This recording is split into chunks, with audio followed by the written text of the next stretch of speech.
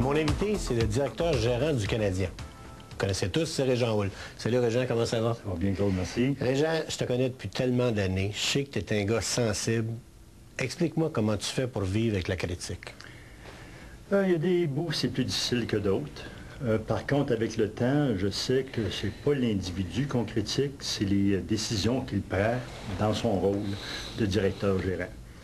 Lorsque la critique est, je dirais bien, basée sur des faits qui sont assez vérifiables, je suis prêt à accepter ça. Lorsque la critique est basée sur des « qu'en dira-t-on », c'est plus difficile.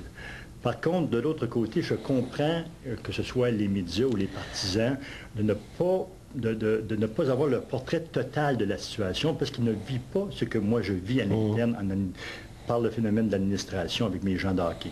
Eux, les gens de l'extérieur, savent des choses, mais ne savent pas tout ce qui se passe vraiment. Mais c'est quand même un choc, parce que je reviens en arrière, dans ta carrière, quand tu jouais à junior, puis tu marquais bien des buts, tu étais sympathique à tout le monde, puis tout le monde disait « Ah, Régent, il est tellement bon, puis avec Gilbert, puis avec Marc Tardif, puis etc. » Quand tu es arrivé avec les Canadiens, ou même avec les Nordiques, même si, à l'occasion, tu tombais sur la glace, tout ça, les gens disaient hey, « Régent, il travaille fort. » Puis Je comptais des buts aussi. Tu comptais des buts aussi. Oui. Avec les Nordiques, tu en as compté beaucoup. Donc, tu comprends ce que je veux dire? Tu étais sympathique, puis les gens étaient sympathiques à ta cause. Oui. Là, tu arrives comme directeur gérant, tu te fais frapper. Ça doit être dur à prendre, ça. Oui, c'est pas toujours parce que tu n'as pas été habitué à ça. Non, j'ai pas été habitué à ça. Mais là, avec le temps, on dirait que je me fais une carapace. Puis ça, mais je te disais, Claude, que la plupart des gens qui me rencontrent sont très bien, sont polis, puis ils veulent que le Canadien gagne. Ouais. Puis les gens, ils m'accostent, puis ils m'accostent pas d'un côté, comment je dirais bien, agressif. Ouais. Au contraire. Vindicatif. Non, ils sont gentils. Ils sont corrects, sont à leur place. Ils disent, M. Houle, on aimerait ça gagner. Au Régent, on doit tu demeures Régent. Oui, c'est ça. Ce que j'aime pas, moi, c'est quand les gens disent pinote. Ça, je trouve ça déplacé. Puis ça aussi, tu es obligé de vivre avec ça. Bien oui, parce que ça devient de mon enfance avec Ruel qui m'appelait Pinote. Mais les gens vont dire normalement Régent. Les plus jeunes qui ne me connaissent pas beaucoup vont dire M. Houle. Mais ils vont dire Régent, il faut gagner davantage. Tenez, Régent, vas-tu faire un bon échange? Vas-tu aller chercher un joueur qui va compter 30 buts, et ainsi de suite. Mais tantôt, tu disais, ça dépend sur quoi ils se basent pour critiquer. Est-ce que c'est justifié, certaines critiques, ou c'est pas justifié selon toi? Bien, il y a certaines critiques qui sont justifiées. Si on fait des mouvements qui ne font pas avancer l'équipe, c'est justifié. Ça, on n'est pas parfait. Quand je dis on, parce que je parle de moi et mon équipe, parce qu'en fin de compte, je ne travaille pas tout seul en vase clos. J'ai une équipe qui travaille avec moi.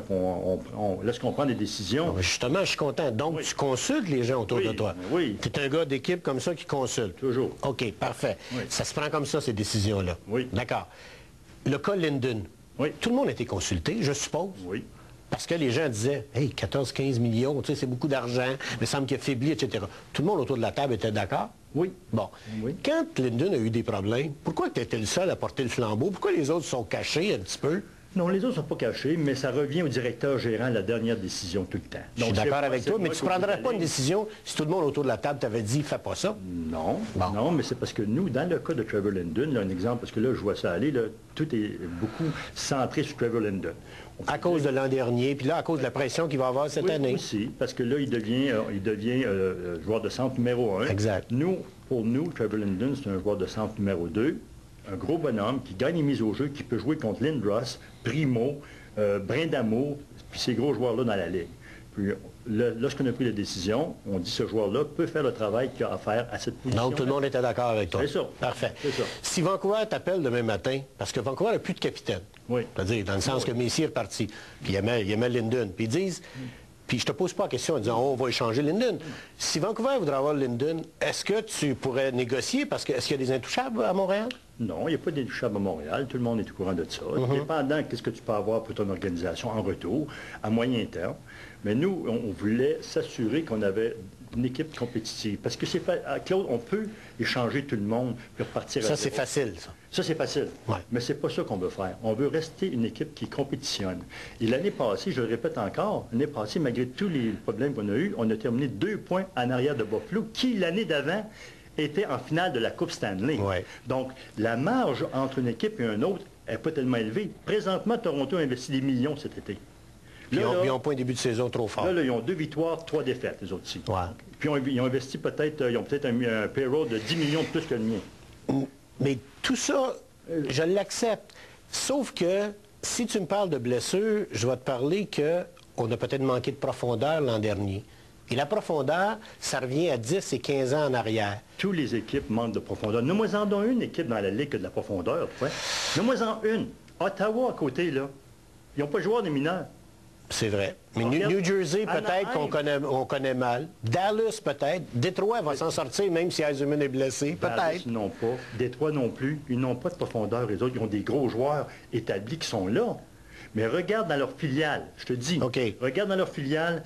Anaheim, ils ont 2 gros stars. Pas fait des séries l'année passée. Regarde dans leur filiale. Regarde Détroit. Regarde Dallas. Tous des vieux joueurs. Mais des joueurs aguerris, des bons joueurs. Gros payroll aussi également. Oui, mais encore là, les joueurs de pointe sont peut-être supérieurs à nos joueurs de pointe, par exemple. Ça, il faut y penser aussi.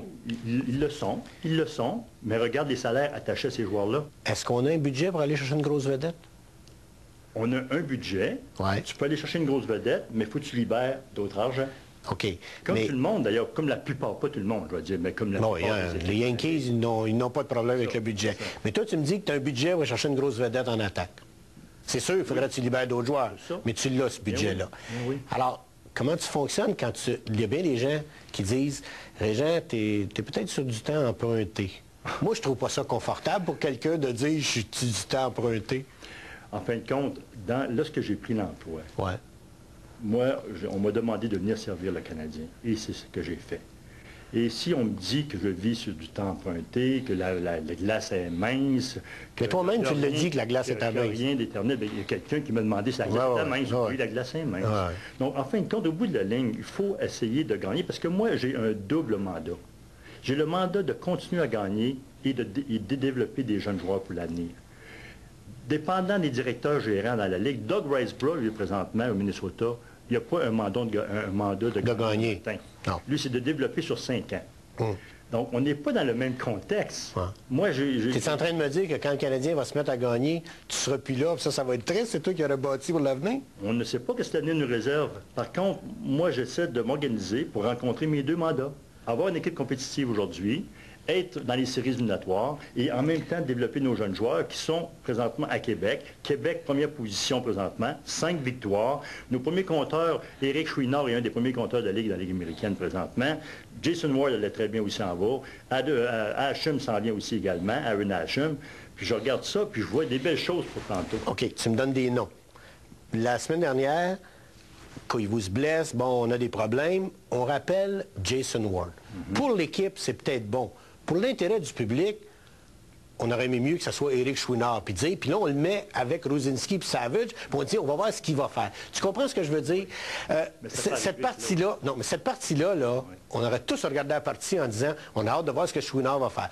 Tu te rappelles Jason Ward, qui était un bon gars, tout ça, ça n'a aucune saveur, tu sais, je veux dire, c'est pas intéressant. Et surtout, il joue pas fort, cette partie-là, puis il joue pas avec des gros joueurs. Bien. Pourquoi?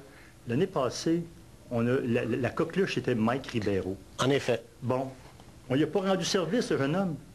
On l'a montré. Disons qu'il y a eu de la misère. C'est ça. On lui a pas rendu service. On l'a gardé avec nous. Tout le monde voulait le voir. Le petit Mike Ribeiro, il est beau, puis il est bon, puis tout le monde voulait le voir. On l'a amené, puis on a essayé d'en faire sa place, mais il ne pouvait pas le faire sa place, puis c'était notre faute à nous de l'avoir monté trop rapidement. OK. Mon invité, c'est le directeur gérant du Canadien. Vous connaissez tous, c'est Régent Houle.